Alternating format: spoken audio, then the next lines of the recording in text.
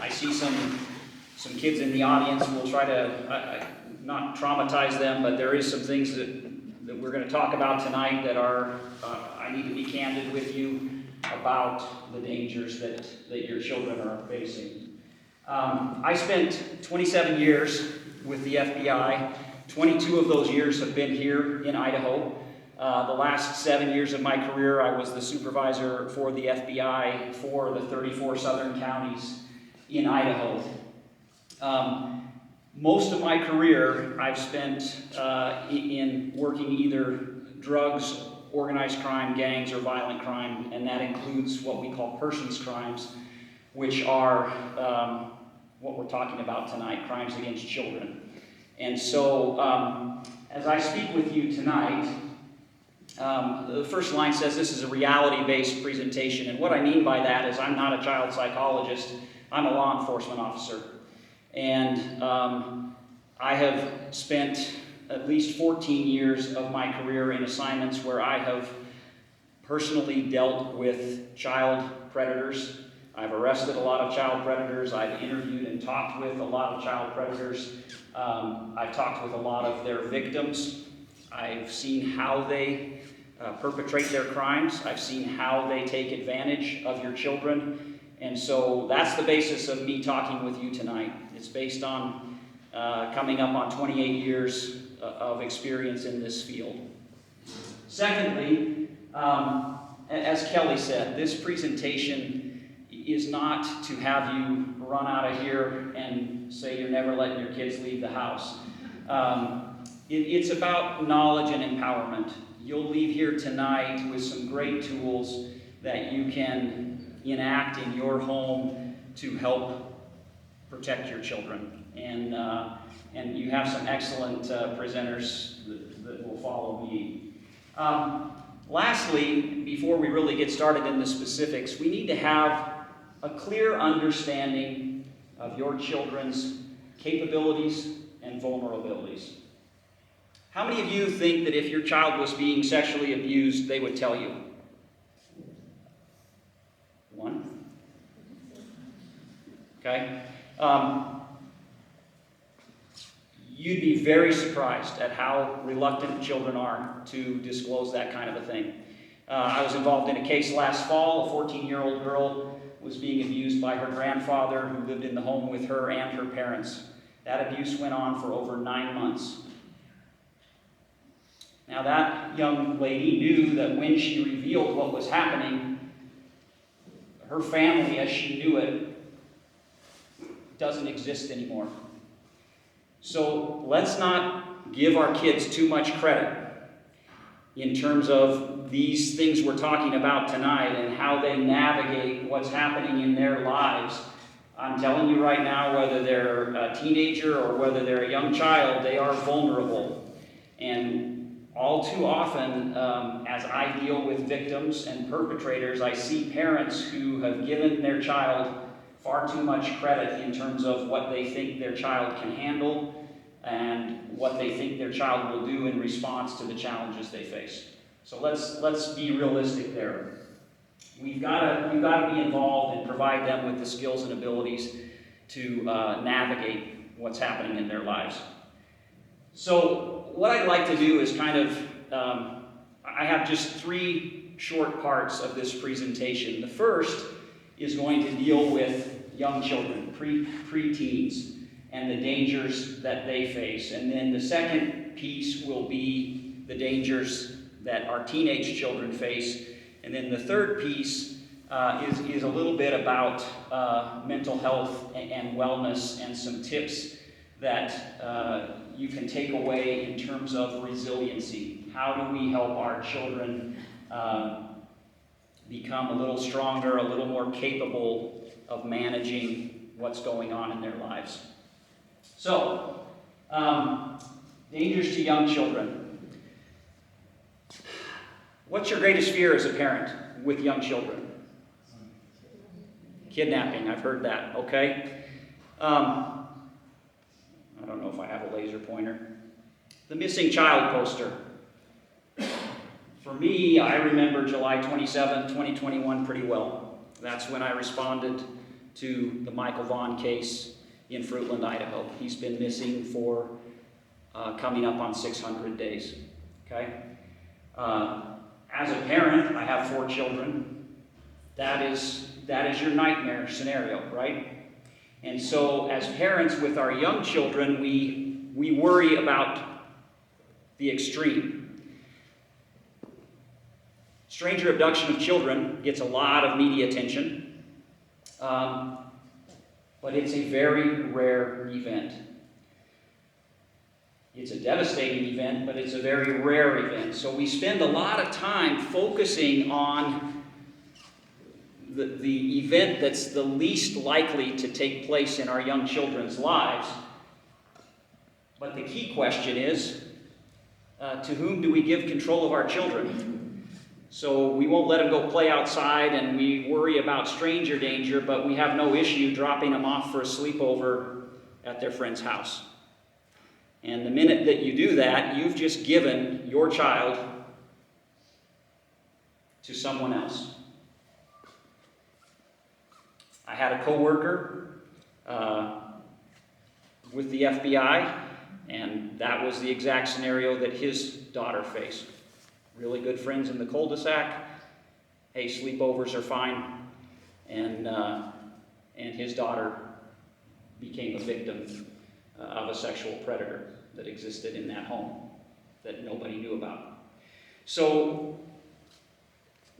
we got to talk a little bit about the nature of a pedophile, of a sexual predator. How many of you are shocked when you hear that a coach or a teacher or a pastor or a scoutmaster or whatever has been found to have abused a child? Okay. Most of the people in those professions have a heart of gold and are in those professions for the right reasons. But just as you and I sit here tonight and we have an understanding of our sexual preference, a pedophile knows what mainly his, sometimes her, preference is. And that is for children. And because they know that and they understand that, how many of you are fishermen? Okay, where do you go fishing? Where there's fish. Where there's fish, okay? Yeah. That's what we're talking about. A child predator knows they have a penchant, a proclivity for children, and they will then place themselves in areas where they have access to victims. So when I hear it's a coach or a pastor or a teacher or a scoutmaster, it doesn't surprise me in the least, because they've placed themselves in a position where they can have access to children. Now, does that mean we can't trust any of those people? No, it doesn't. But you have to understand a danger exists whenever your child is out of your control. And what does that look like? What kind of controls can you put in place if they're on a traveling sports team? What kind of controls can you place if they're going camping with a youth group or church pastors or something along those lines? What kind of controls can you place if they're in scouting or other events to ensure, what safety measures are in place with those groups and organizations to keep your child out of the hands of those kinds of people, okay? I had a case several years ago of an individual who was just one of the worst pedophiles I've ever seen. He had dozens and dozens of victims. Most of them I met when they were adults. This was a man who built a summer camp, horseback riding, all of these things. He got to the point where he had children, recruiting children for him. And even in adulthood, they were extremely reluctant to talk to me or divulge what happened to them. And the reason for that is that these predators, many of them, are incredibly adept at manipulating your children. If they see a self-esteem issue, they will exploit that. If they see a self-confidence issue, if they see a child from a broken home who is undergoing trauma or those issues, they'll be all over that. And they fill a void in that child's life. They're very loving. They're very generous with these kids. They give them their time. They talk to them. They listen to them. They don't just assault them. They build a relationship with them over many days or weeks or months, and then it gets to the point where they will then begin to exploit them, but the relationship is formed at that point. And so, think of what's going on in the head of that child and their ability to extricate themselves from that situation. It really is problematic. So please, when it comes to your young children, just be aware of that. Be aware of where those predators might be. Be aware of who you're giving your child access to. Talk to them about the dangers at their level. Okay, you've got to have these stranger danger conversations, but also conversations about what's appropriate when they're at their friend's house or when they're on a trip or with their coaches or teachers and so on and so forth. Talk to them. Don't scare them, but you've got to communicate with them at their level. Depending on their age group, you can do some role-playing with them to give them some tools. In law enforcement, we refer to that as stress inoculation. Okay, so if you can help them go through some scenarios they might face, just walk through them, talk with them, you're giving them some tools to help them if they face that. Okay, real quick, dangers to teenage children. When we're talking about teenage children, and our other presenters will get into some depth on social media and how they develop cognitively, but when we're talking about our teenage children, it's a whole different set of problems. So first, how many of you are familiar with the term sextortion? Okay, it is an epidemic right now. I probably at least once a week I would get a sextortion case when I was with the FBI. Once a week. It's primarily young men. Okay, if you have a teenage boy at home and you don't think that he's looking at porn on the internet, you're probably not thinking realistically.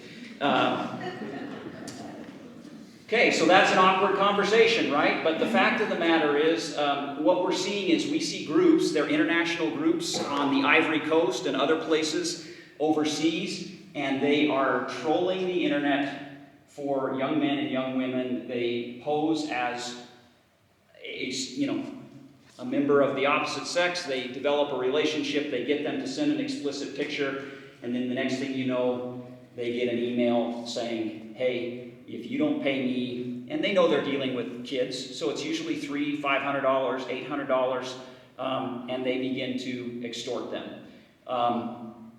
The unfortunate side effect of this is we've had a number of suicides of kids who think that their life is over because they're going to spread these pictures out to whoever.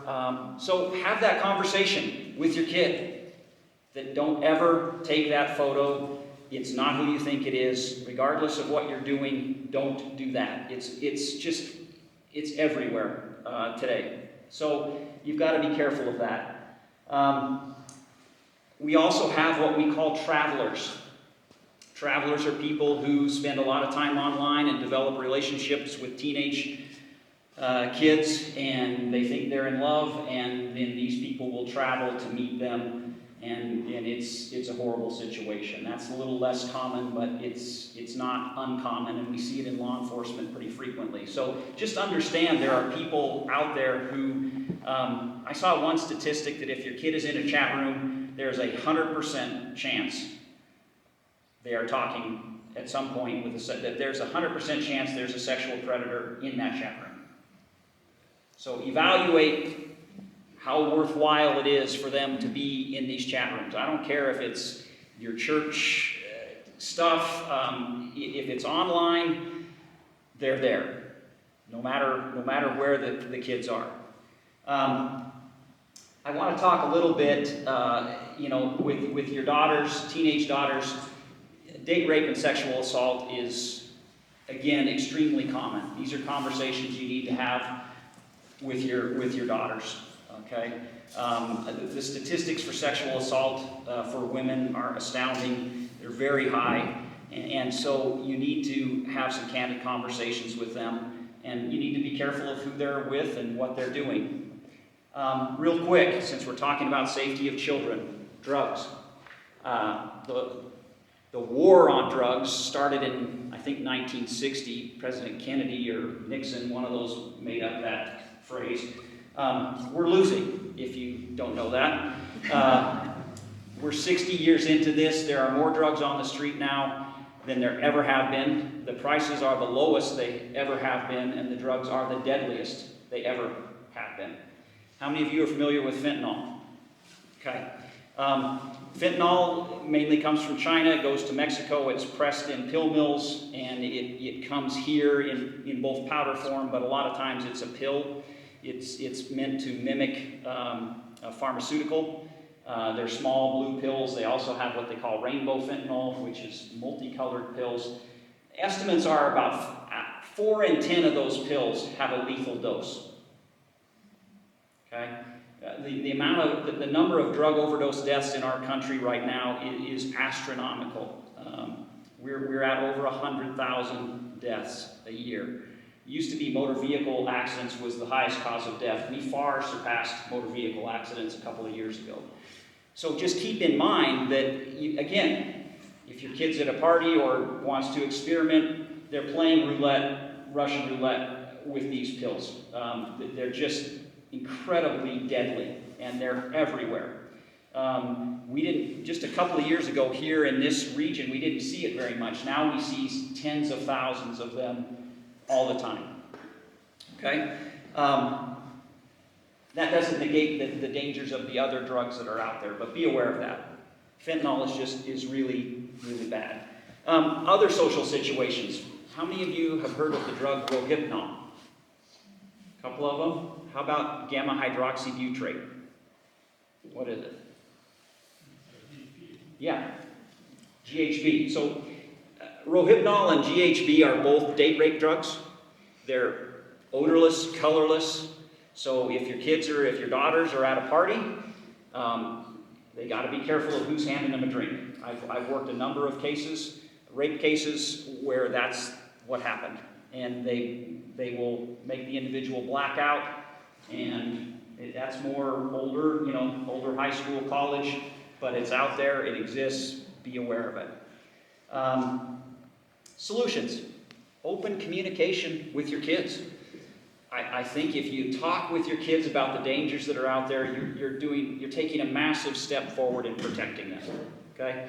I can't really see much of this. Oh, appropriate parental controls. That's also a good idea. Maybe be aware of what they're doing online and on their phones, and Officer Gomez will talk to you more about that. Very quickly, to conclude, let's talk a little bit about mental health and wellness. I like this quote: most potential mental health problems will not become mental health problems if we respond to them early. That's really what this is about, is trying to foster the kind of relationship with your children and grandchildren that you can communicate with them and know what's going on in their life.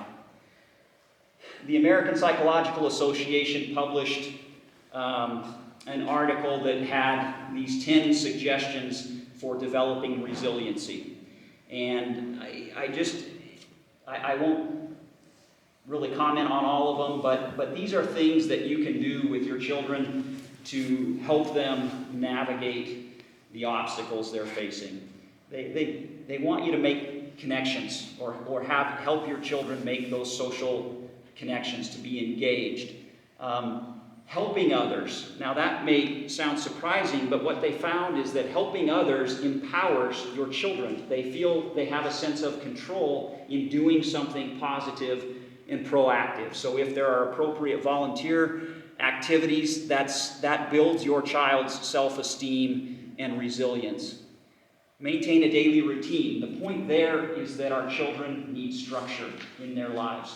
And so that daily routine helps them to become accustomed to what they're doing and be comfortable with that. Taking a break. A lot of times our kids, how many of you have heard your kids say, this was the worst day of my life? Okay? It isn't the worst day of their life. We've got to get them to step back and get some perspective and help them maintain realistic expectations as to what's going on. Self-care is just your diet, exercise, sleep. Those things are important.